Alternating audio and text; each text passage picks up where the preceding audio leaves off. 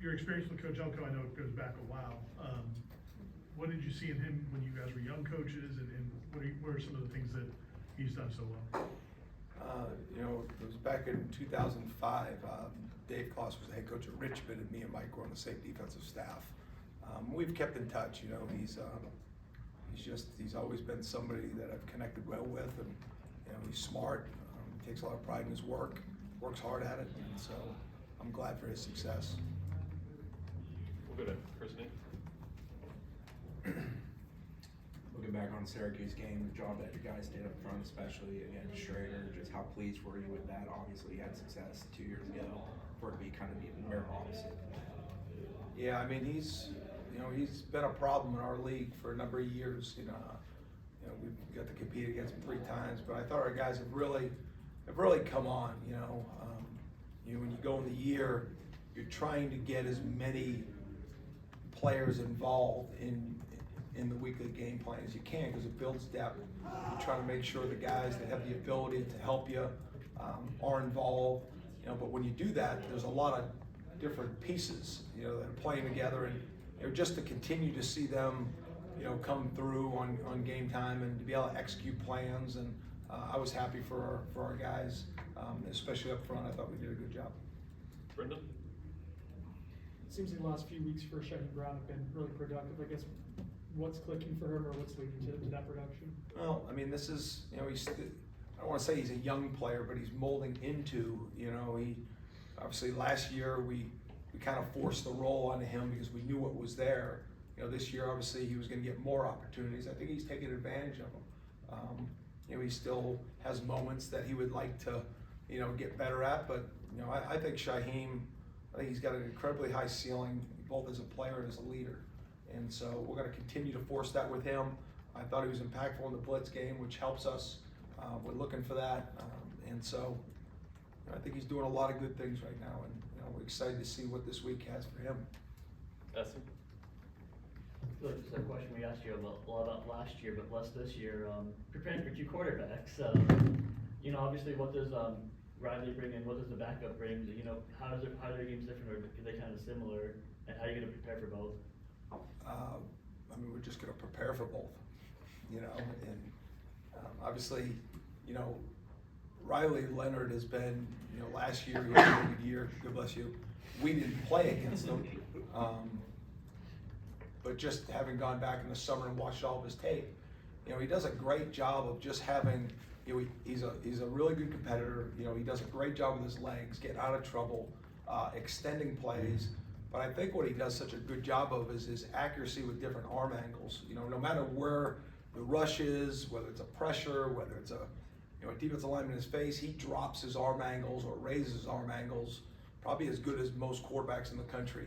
And so you put that with athleticism and good enough arm strength to be accurate at all different levels, and he showed the ability to step up when times were needed for that team here in the last year and a half. So obviously brings a challenge, and probably expect him to play, and if the other guy plays, then we play against him.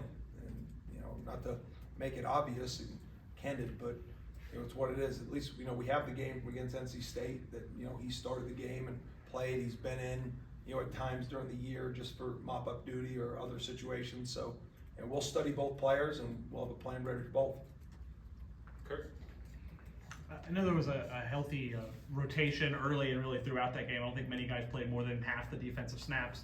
When you get that, and there didn't really seem to be a drop-off regardless of who was on the field, I guess how encouraging is that for you, that it seemed like it was a consistent effort throughout regardless of who was out there? Well, that's why rotations and planning early in the season, you go into game 1 and you put a starting group out there, and you got to make decisions. Okay, when do I rotate this position? When do I rotate that position? When do you change, to base, to dime, to nickel? And you always want to win the game, and so in order to win the game, you got to try to win each play, win each series, win the situations. But then there's a next game coming, and you're trying to develop the depth because you're going to need it. Guys go down or guys get tired, and you have to have guys ready for those moments. And it's a different approach when you put a guy in because he's the next man up because somebody got hurt. And as opposed to when you roll a guy through because you have confidence that he can help you, even if there's somebody in front of him playing at slightly higher a level. And so that's the balance of a coach, is you're trying to get the right rotations in. And so that's why we force rotations, especially early in the season.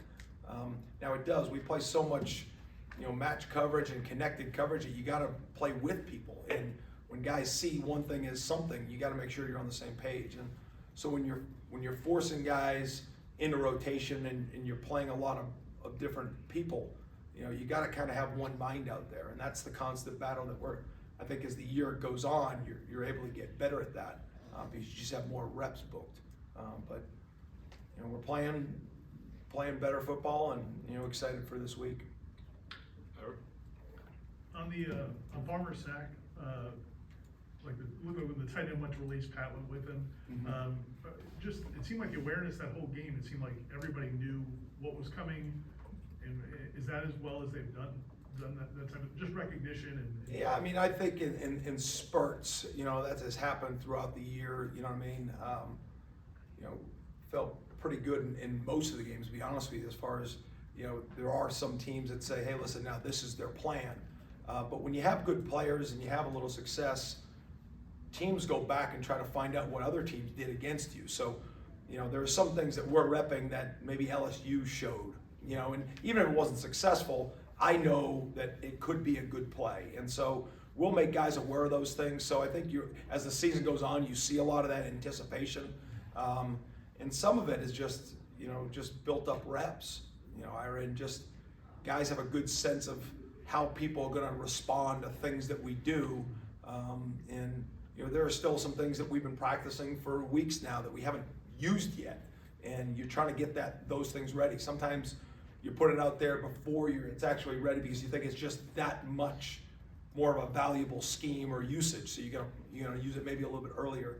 But for some other things, you just keep trying to pile on the reps. You keep trying to pile on the experiences so you guys react full speed. And I think that's what you saw Saturday, and there were some things that we did that we've done a lot. There's some things that we did that we tweaked a little bit that maybe was a different look too. And so, it was just good to see our guys and to see you see it that way, because that's how I saw it too. Matt? Duke running back Jordan Waters currently leads the ACC in rushing touchdowns with 9. What kind of challenge does that bring? Well, their offense leads the ACC in rushing, and so, listen, they have 4 offensive linemen that are grad students, so 6th year. The other one's a 5th year. I think the running back you're referring to is a senior or grad. 2 of the 3 wideouts are seniors or grads. The tight end, the quarterback is, so, they've got a very veteran, older group, especially up front. And so I think when you have that, you are able to create run game. And I also think, with the way they manage their football program and their team, I think everybody wants to be number 1 in rushing, right? Because it creates other opportunities in the throw game, it creates time of possession, creates physicality, and knowing Mike and so knowing how that program is probably put together, I'm sure that's been part of the vision. And so it helps create that vision and put that vision into play when you have older veteran guys up front and you have 2 good tailbacks.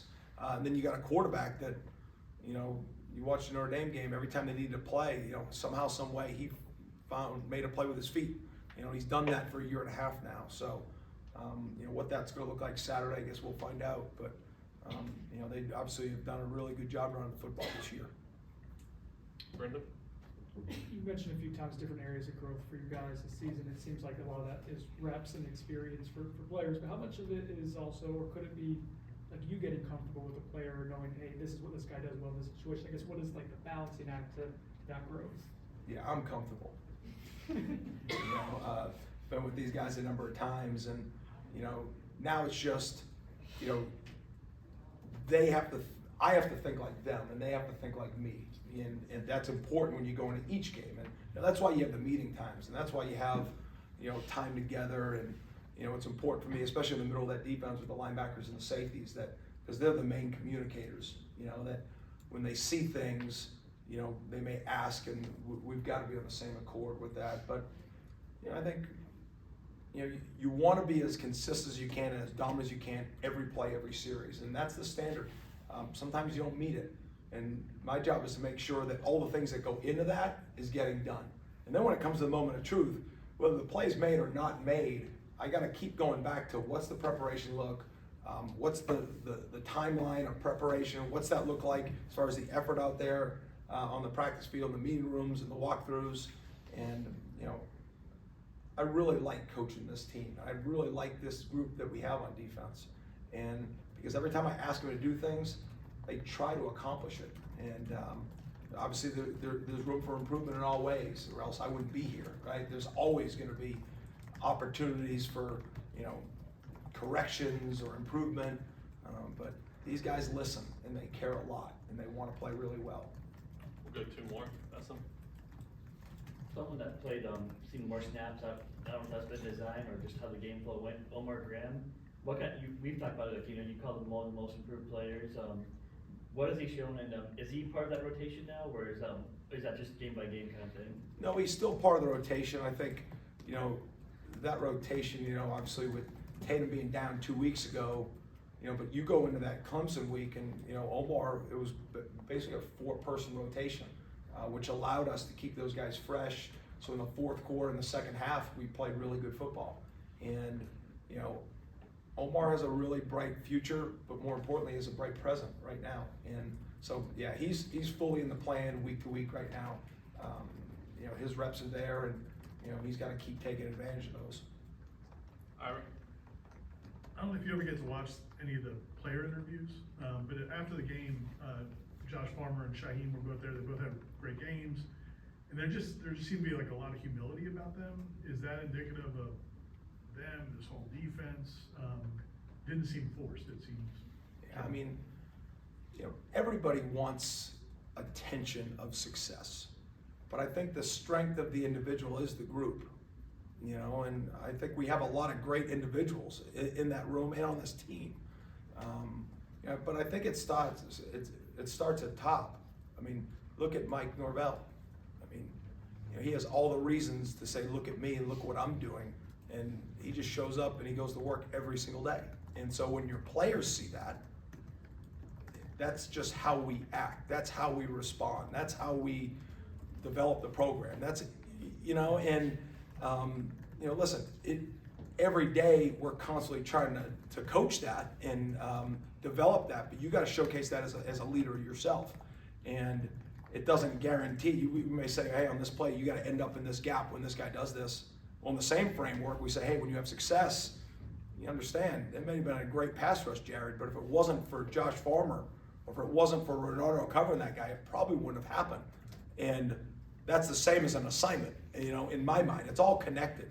And so I think you can give the message, but credit to our players for actually listening and using the message in a way that it comes off, because it's not fake, because you can't make it up. And but it is constant. It's something that comes down from Coach Norvell, and I think our players do a great job of living in that mindset. Thanks, Adam. Thanks, guys. Thank you. See y'all. Good one.